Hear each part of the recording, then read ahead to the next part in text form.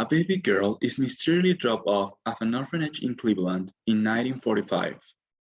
Jane grows up lonely and dejected, not knowing who her parents are, until one day in 1963, she's strangely attracted to a drifter. She falls in love with him, but just when things are looking up for Jane, a series of disasters strikes. First, she becomes pregnant by the drifter, who then disappears.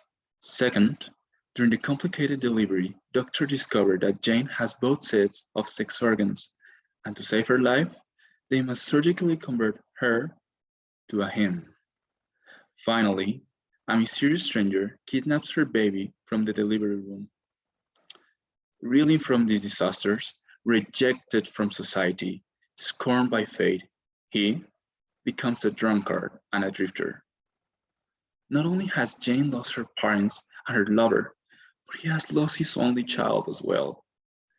Years later, in 1970, he stumbles into a lonely bar called Pop's Place and spills out his pathetic story to an elderly bartender.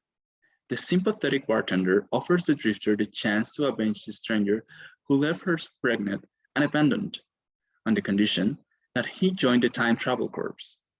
Both of them enter a time machine and the bartender drops off the drifter in 1963.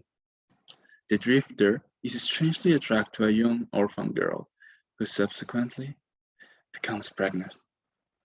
The bartender then goes forward 9 months, kidnaps the baby girl from the hospital, and drops the baby off in an orphanage back in 1945.